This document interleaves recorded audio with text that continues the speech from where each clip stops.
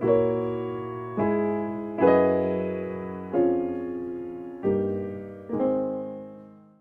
à toutes et à tous. Alors, je suis moi aussi très heureux d'être là avec vous.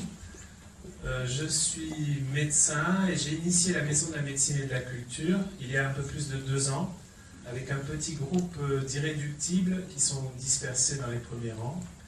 Et je tiens à remercier donc chaleureusement Fabrice et Benoît qui nous accueillent au sein du cinéma de Beaulieu, engagés dans le 7e art, mais aussi dans l'organisation de ciné-débats citoyens, avec ce lundi, le film « Dernière nouvelle du cosmos » de Julie Bertocelli sur le thème de l'autisme. Voilà, je me suis déjà inscrit.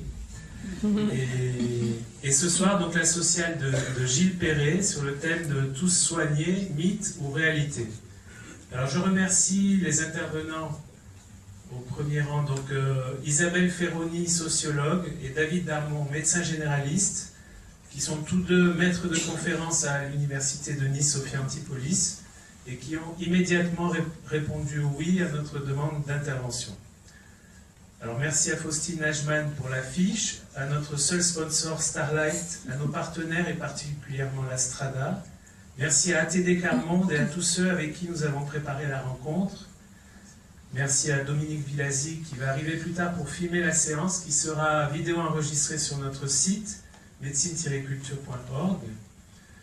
Merci enfin aux personnes du public d'ajouter ce soir une nouvelle pierre à la co-construction de la Maison de la médecine et de la culture, qui est la base d'une université citoyenne du soin dans la région niçoise et dans ses environs, et dont l'objectif est l'humanité irréductible des soins pour tout patient, tout soignant ou tout acteur de la cité, et ce, quelles qu'en soient les contraintes. Université pour tous, qui réunit des universitaires multidisciplinaires, des professionnels de santé, des patients, proches, citoyens, où les enseignants sont parfois des patients, les enseignants sont parfois des étudiants, des acteurs de la vie civile, où tous se questionnent, partagent leur savoir, leurs doutes, leurs expériences, leurs récits dans les champs de la médecine, des sciences humaines, de l'art et des lettres. L'université citoyenne, il s'agit d'un dispositif d'exercice de la citoyenneté, de l'émancipation de soi par l'acquisition du savoir et du pouvoir, par le partage transdisciplinaire de ces questionnements. Université citoyenne du soin, il s'agit de devenir soignant de l'autre dans le colloque singulier, de soi, de tous les autres, dans des institutions justes, que nous soyons acteurs de santé, patients ou pas.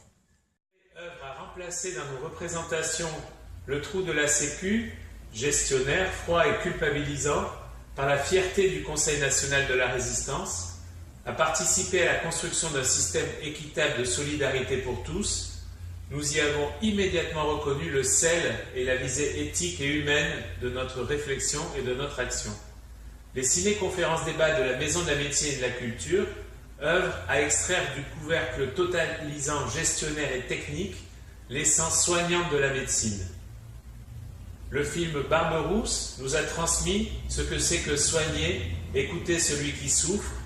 Le film Knock, plus que jamais d'actualité, nous a fait réfléchir au danger des liens d'intérêt avec les lobbies de santé qui poussent vers une médicalisation totale de la société, induisant surdiagnostic et surprescription.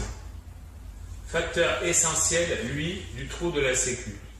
La maladie de Saxe nous montre que la souffrance existe des deux côtés du stéthoscope, que le médecin doit pouvoir travailler en réseau médico-social et échanger avec des pairs dans les groupes BALIT pour prévenir ou soulager sa souffrance, que le travail d'autonomisation du patient repose sur une relation forte de confiance, base du concept d'autonormativité de Philippe Barrier, le patient décide de ses normes de santé avec le médecin, et du modèle partenariat patient de Montréal, le patient devient soignant de lui-même et membre de son équipe de soins.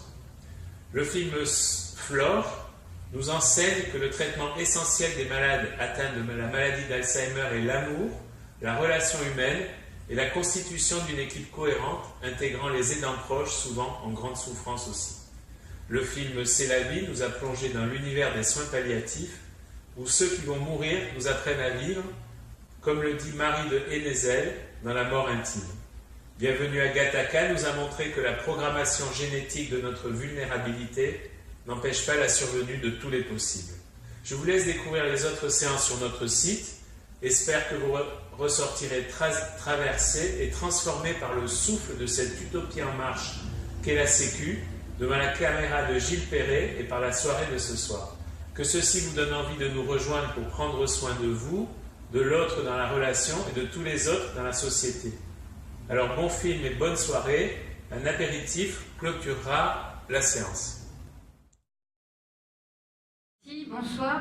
C'est très difficile de passer après ce film magnifique. Donc je vais juste essayer d'apporter quelques éléments pour envisager ensemble comment l'évolution actuelle du système de protection sociale et plus particulièrement du système de protection maladie pose la question de l'accès aux soins pour tous.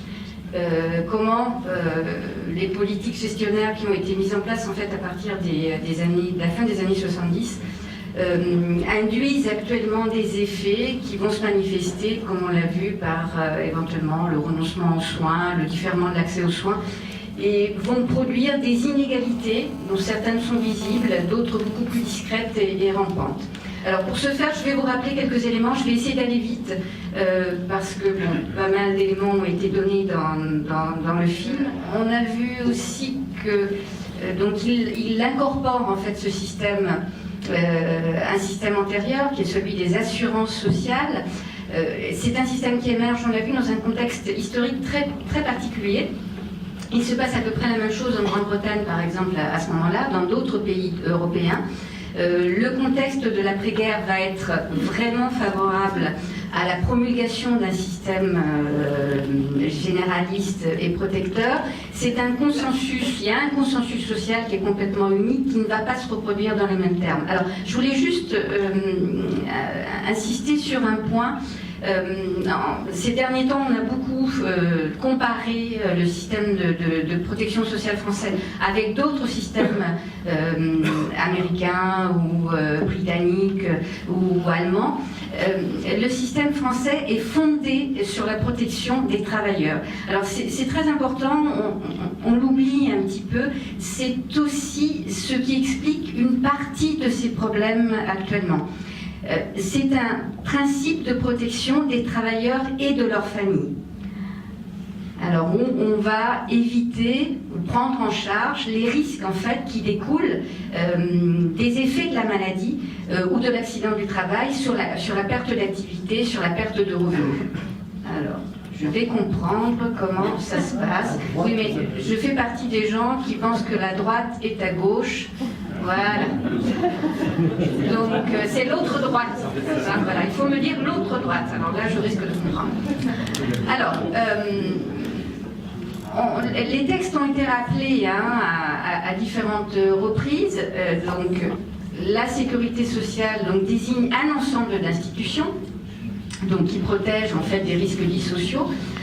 C'est un texte qui figure en fait dans le préambule de la Constitution. Donc ça n'a pas été dit. C'est-à-dire au-delà effectivement des arrêtés qui organisent le système de sécurité sociale, il est constitutif de la nation puisqu'il est présent aussi bien dans le préambule de la 4e République et de la 5e République. Alors, le bénéfice de la sécurité sociale est accordé donc à toute personne, quelle que soit sa situation.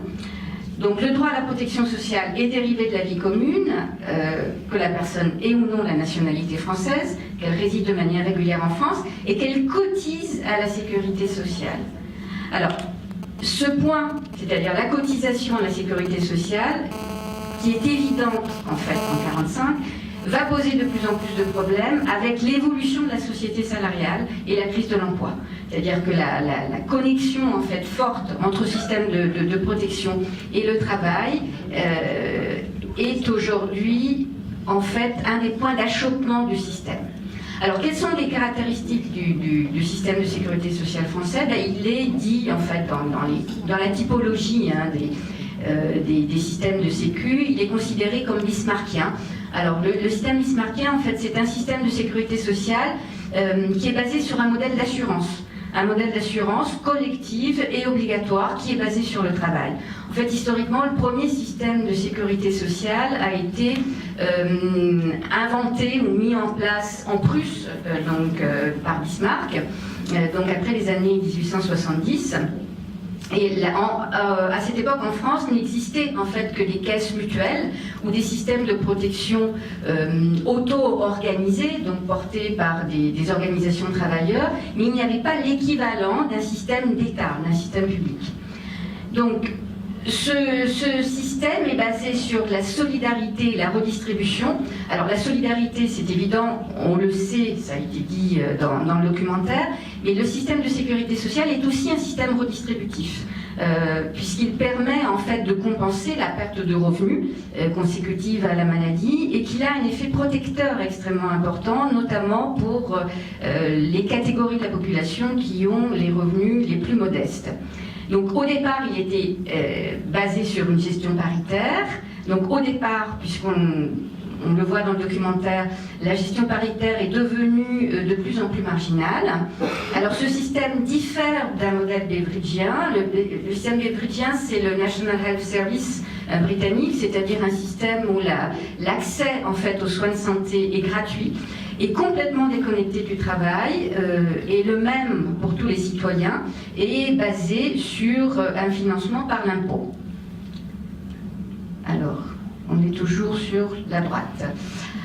Alors, les limites, enfin les premières limites de système de protection français, c'est qu'il était dans le projet de Croizat et de Larocque, au début, il était question de construire un système universel, c'est-à-dire un système qui allait absorber l'ensemble des caisses existantes et couvrir l'intégralité de la population.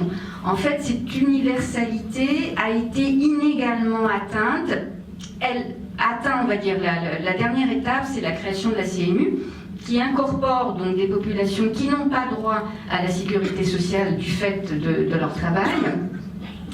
Mais le système n'est pas considéré en fait comme universel. Le droit à la santé en France, au sens de la gratuité et de l'accessibilité, demeure en fait lié au travail et déconnecté de la résidence, à l'exception des bénéficiaires de la CMU. Donc c'est une limite importante. Donc, et il porte actuellement encore la trace de sa philosophie d'origine. En fait, on parle d'assurer, au sens de droit qui dérive de cotisation, plutôt que de citoyen. Le droit à la santé est plutôt un droit lié au travail plutôt qu'à la citoyenneté. Alors, comment ce système de protection sociale a évolué? Quelles sont les problématiques actuelles? Donc pendant toute la première période qui va de 45 à 70, on est plutôt dans une dynamique d'extension des droits de la sécurité sociale. Donc de plus en plus de catégories qui au départ ne sont pas affiliées, comme par exemple les travailleurs agricoles, vont avoir droit en fait au système de sécurité sociale. Et à partir des années 70, on rentre dans une période de crise de l'emploi qui va se traduire en fait de manière mécanique par la baisse des recettes. Par la baisse des recettes qui sont consécutives à la diminution des entrées. Parallèlement à ça, la progression des dépenses va continuer, d'une part par un effet mécanique qui est lié à l'extension en fait, du bénéfice de la sécurité sociale, et d'autre part par le vieillissement de la population. Alors, les dépenses de santé, je les désigne par un sigle qui est courant, c'est les DPS. C'est aussi à partir des années 70 que l'État va commencer à désigner la production de santé sous le terme de dépenses de santé. Donc c'est vraiment, si vous voulez, au milieu des années 70 qu'il y a une bascule dans le vocabulaire qui signale en fait une autre perspective qui est portée sur la sécurité sociale. Et le critère en fait d'évaluation des dépenses de santé va être la comparaison avec le PIB.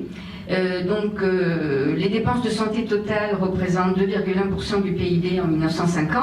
En 2010, par exemple, elles représentent 9,6%. Donc, et on va considérer à partir des années 70 dans les cercles de l'État, dans les commissions d'examen des comptes de la sécurité sociale, que le fait que les dépenses de santé progressent plus rapidement que le produit intérieur brut signale un problème. On les considère comme des dépenses sociales et à ce titre, elles ne peuvent pas progresser plus vite que le PIB.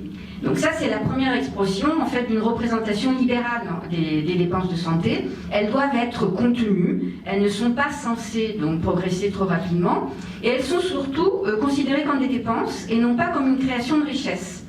Or, quand on regarde en fait ce qui se passe entre 45 et 70, il y a aussi production de richesse qui est liée à l'accroissement du nombre de professionnels de santé, qui est liée à la multiplication des hôpitaux, mais qui est liée aussi, bien évidemment, à l'élévation du niveau de santé de la population, qui devient, elle aussi, plus productive. Donc il y a une valeur économique qui est attachée à l'amélioration de l'état de santé.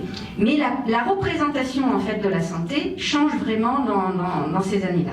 C'est aussi dans ces années que commence à être mise en place ce que les professionnels de santé connaissent parfaitement, c'est ce qu'on appelle la politique de maîtrise des dépenses de santé. Donc là aussi, il s'agit, donc dans la philosophie publique, d'encadrer, de limiter, de ralentir la progression. Et cette politique de maîtrise de dépenses de santé, elle va porter sur la régulation de l'offre de soins, essentiellement par l'encadrement. Elle va porter sur la taxation, donc la création de nouveaux impôts. Elle va porter aussi sur l'intervention auprès des professionnels de santé et sur les assurés. Alors, à droite, donc, j'ai essayé de... Là, je reprends, en fait, c'est la Vulgate sécurité sociale.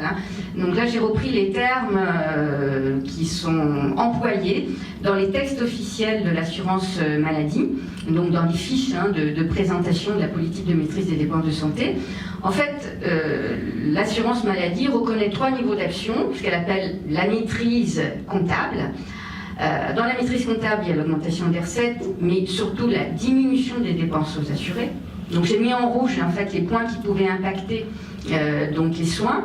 La maîtrise administrative, bon, c'est la planification et la limitation tarifaire. Par exemple, l'introduction de la T2A à l'hôpital fait partie en fait de la limitation tarifaire. Et puis la maîtrise médicalisée des dépenses, et le terme clé, c'est celui de responsabilisation. En fait, le leitmotiv des textes d'orientation actuellement de l'assurance maladie, c'est la nécessité de responsabiliser l'ensemble des acteurs et donc d'agir sur les comportements. Partant donc du principe que les acteurs se comportent de manière irresponsable. Donc l'inverse de cette proposition, c'est un présupposé de comportement irrationnel. Alors, les effets de cette politique, c'est quelque chose qui est signalé dans le documentaire, c'est-à-dire c'est une érosion progressive de la prise en charge des dépenses de santé. Mais par contre, ce qui se passe, c'est que alors que la prise en charge en fait, des soins aigus reste très élevée, et le fait de l'assurance maladie, celle des soins ambulatoires diminue. Alors, on va regarder ça plus en détail. J'ai essayé, je sais que regarder des chiffres à 10h du soir, c'est un exercice difficile, mais c'est un point important parce que c'est là que va venir vraiment se nicher la fabrique de l'inégalité et celle qui va être à l'origine en fait de l'éloignement croissant d'une part de la population à l'égard des soins. Alors, j'ai regardé ces derniers jours pour préparer cette présentation les comptes de la Nation. C'est pas une lecture très excitante, mais extrêmement instructive. Donc, en 2015, donc le reste à charge des dépenses de santé hors sécurité sociale pour les ménages représente à peu près un quart des dépenses de santé. Donc, c'est très important. Ces dépenses de santé qui ne sont pas prises en charge par la sécurité sociale sont aujourd'hui de plus en plus prises en charge par des organismes complémentaires. Alors, dans les organismes complémentaires, on va avoir à la fois des mutuelles, donc qui relèvent du code de la mutualité, mais on a aussi des assurances privées, AXA par exemple, typiquement. Donc, et comme s'il était signalé dans le film, les assurances privées ont une présence extrêmement importante dans le champ des complémentaires, et un certain nombre de ministres sont issus, étaient originaires des grands groupes d'assurances privées. Un certain nombre de ministres de la Santé donc, qui ont influé directement sur les politiques de santé. Donc, pendant que la part prise en charge, la part des dépenses prises en charge par l'assurance maladie diminue, celle des mutuelles et assurances privées et celle des ménages augmente. Donc, en 2010, elle représentait 13,5%. Par contre, voilà, la même année, les ménages payaient à hauteur de, ou contribuaient à hauteur de 9,6%. C'est-à-dire que malgré la présence de l'assurance maladie, malgré la présence des mutuelles et des assurances, il y a une part de ces dépenses qui reste complètement à la charge des personnes. Alors, regardons un petit peu qui supporte ces charges. Alors, une récente étude de l'IRDES montrait que 4 profils d'usagers étaient actuellement susceptibles de supporter des restes à charge, c'est-à-dire ces fameux 9,6% qui sont payés par personne. Alors, dans ces 4 profils, il y a une catégorie intéressante que vous connaissez, vous rencontrez dans les cabinets de soins. Ce sont les patients traités en ambulatoire pour des maladies chroniques. C'est-à-dire une part extrêmement importante de la patientèle de la médecine de ville, et une part qui est, d'après les projections sur les états de santé, appelée à augmenter dans les décennies qui viennent. Ensuite, deuxième catégorie, les individus plutôt précaires qui vont être hospitalisés dans des établissements publics. Les actifs consommant des soins dentaires, tout le monde connaît le prix exorbitant des soins dentaires, et les seniors non hospitalisés. Alors les seniors non hospitalisés, j'en parlerai tout à l'heure, puisque eux aussi, en plus, vont cumuler plusieurs types de problèmes, et notamment des complémentaires de mauvaise qualité. Donc vous voyez déjà, la répartition en fait du reste à charge n'est pas égalitaire, elle va peser particulièrement sur des personnes qui sont malades, qui ont besoin de soins, et sur des personnes qui ont des ressources faibles.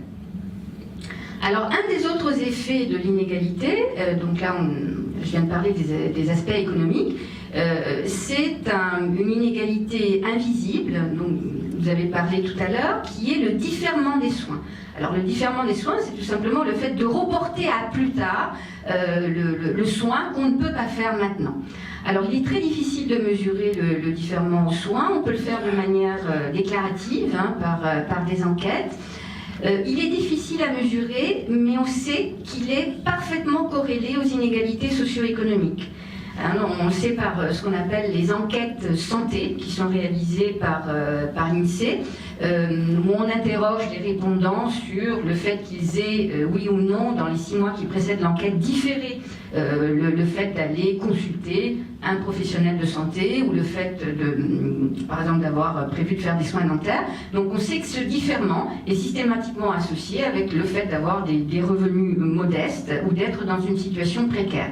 Donc on sait que ce différement est susceptible d'expliquer une part du différentiel de morbi-mortalité classique qui est observé entre CSP.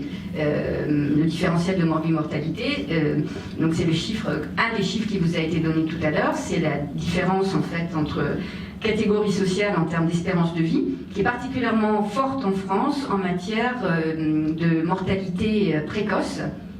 Mais cette différence en fait entre catégories sociales s'observe aussi pour la prévalence des grands groupes de pathologies, notamment pour les cancers et pour les maladies cardiovasculaires. C'est-à-dire en gros, plus vous êtes d'origine modeste, plus vous avez des revenus bas, plus vous êtes exposé à un certain nombre de risques de maladies et plus vous recourez tardivement et difficilement au système de santé.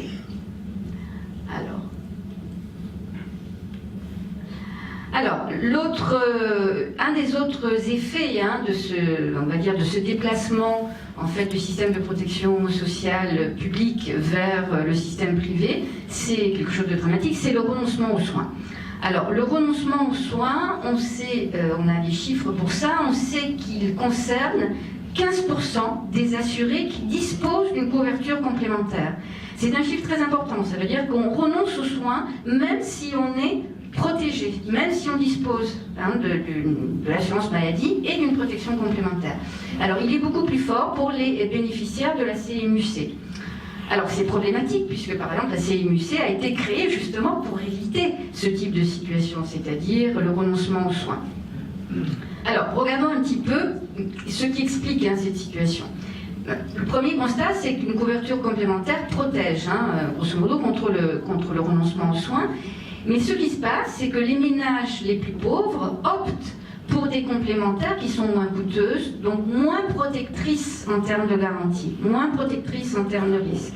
A contrario, alors là je n'avais pas la place pour le mettre, donc j'ai regardé des données de l'adresse qui sont très récentes. L'adresse, c'est la direction de la recherche et des études statistiques du ministère des Affaires sociales, montrait que les salariés qui sont dans des grosses entreprises et qui bénéficient d'un CDI ont beaucoup plus de chances d'avoir une couverture complémentaire qui est prise en charge par leur employeur et qui offre des garanties élevées. Et avec un coût d'accès moindre que les garanties privées. Alors qu'est-ce que ça veut dire? Ça veut dire en gros que les personnes ou les ménages qui sont marginaux par rapport à l'emploi ou qui ont des revenus modestes payent plus cher des mutuelles qui les protègent moins bien. Par contre, des salariés intégrés, le modèle en fait du salarié CDI ayant un bon revenu, bénéficient d'un système de protection complémentaire lui offrant des garanties élevées. D'accord? Donc en fait, c'est vraiment l'effet Mathieu, c'est-à-dire on ne protège que les riches.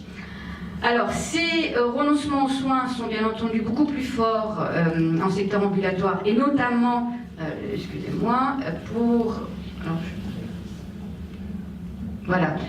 les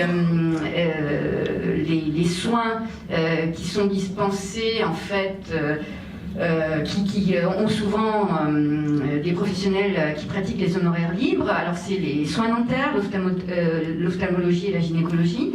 Il y a aussi des données qui montrent que l'effet de ce renoncement est différent pour les hommes et les femmes, comme l'effet en fait du reste à charge était différent pour les hommes et les femmes, puisque leur consommation de soins n'est pas la même. Donc il y a un effet de genre, un effet de coût supplémentaire pour les femmes qui est particulièrement important.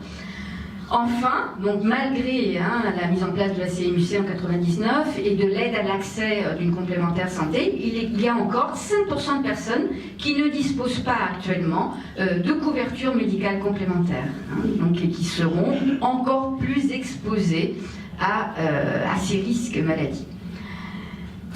Dernier problème sur lequel je voulais m'arrêter, qui est vraiment d'actualité aujourd'hui, c'est la question donc, des discriminations d'accès au système de santé, et notamment le refus de soins de la part des professionnels de santé. Ces discriminations, elles s'exercent à l'encontre des bénéficiaires de la CMU. Or, la CMU a été créée pour réintégrer dans le système de protection sociale des personnes qui ne pouvaient pas y être affiliées du fait de leur emploi. Donc cette discrimination, elle prend différentes formes. Elle prend la forme d'un traitement différencié des assurés au cabinet, qu'il y ait ou non d'ailleurs affichage. Il peut y avoir un guichet différent, il peut y avoir des systèmes de sanctions, il peut y avoir une demande du statut d'assuré au moment de la prise de rendez-vous téléphonique. Il y a la question du refus direct, et puis il y a la question de la qualité des soins.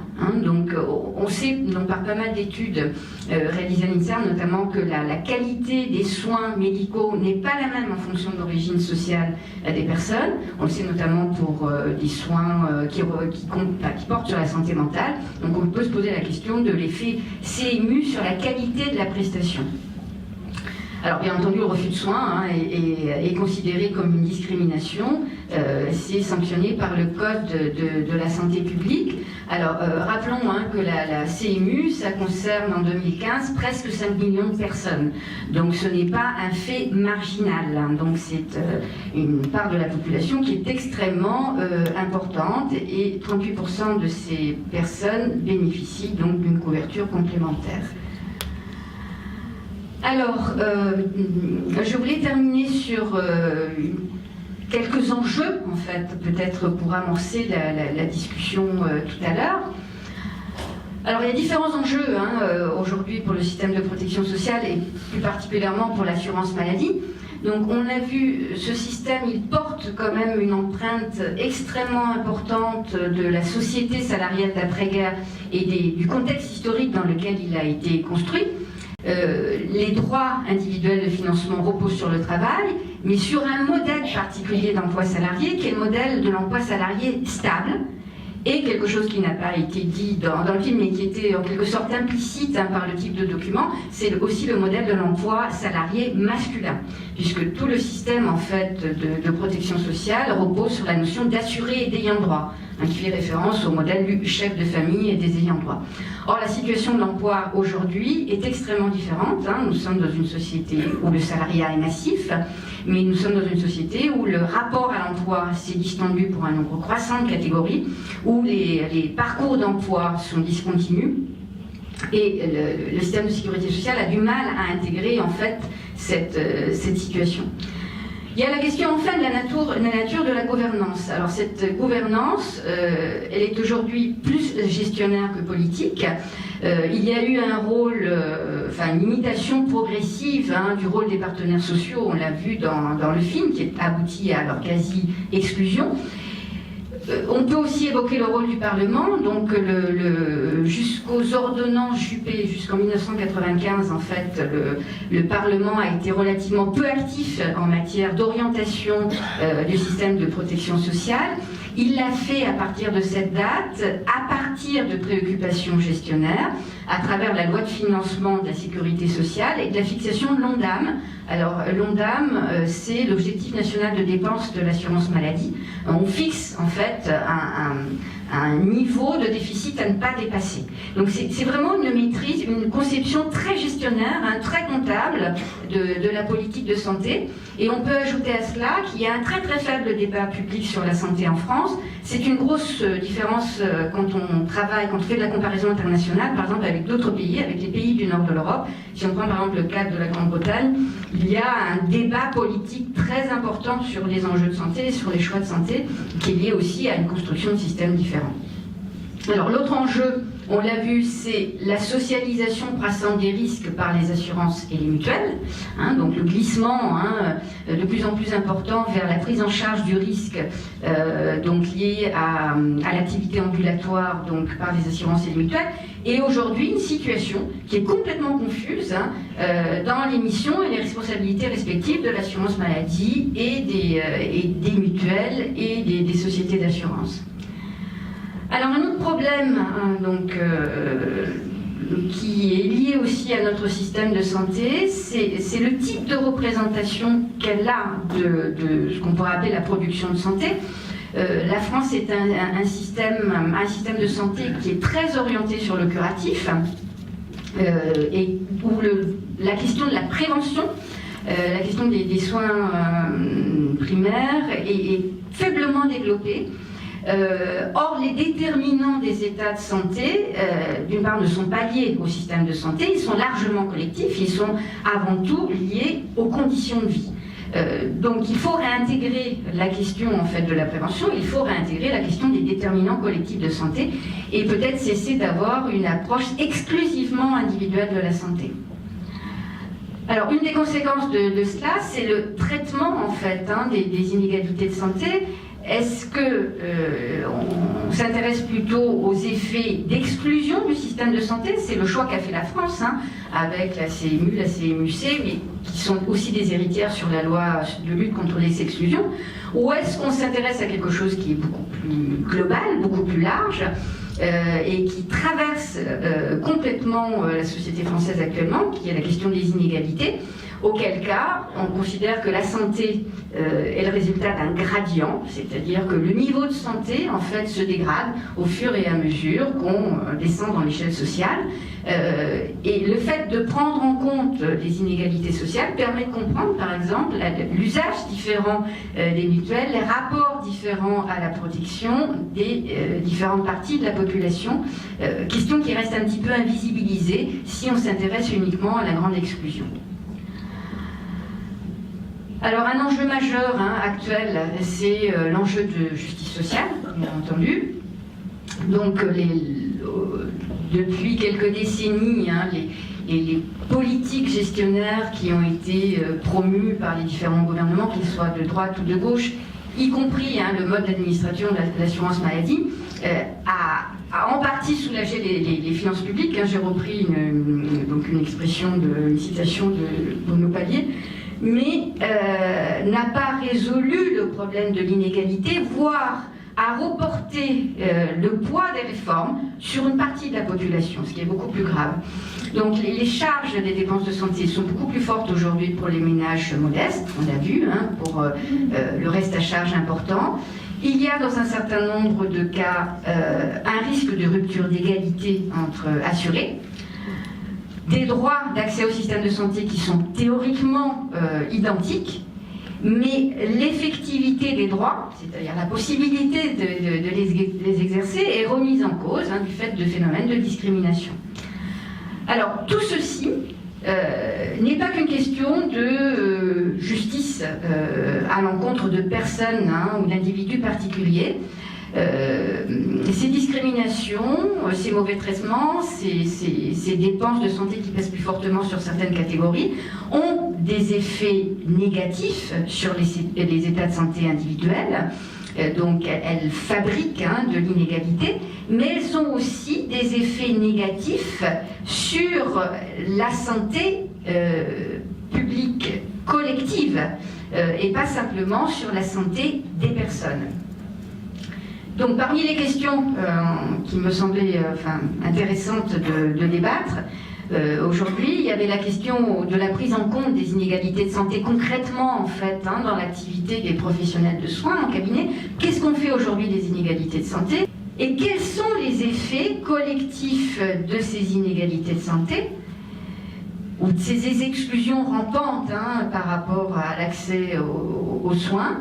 Effets sanitaires, hein, bien entendu, hein, en termes de éventuellement propagation de maladies.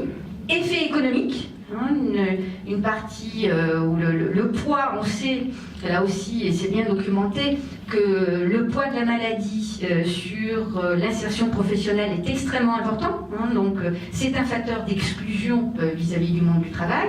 Donc abandonner en quelque sorte une partie de la population à un mauvais état de santé, c'est aussi lui imposer à plus ou moins brève échéance la question de la sortie du monde de l'emploi. Et ces questions ont aussi des effets sociaux.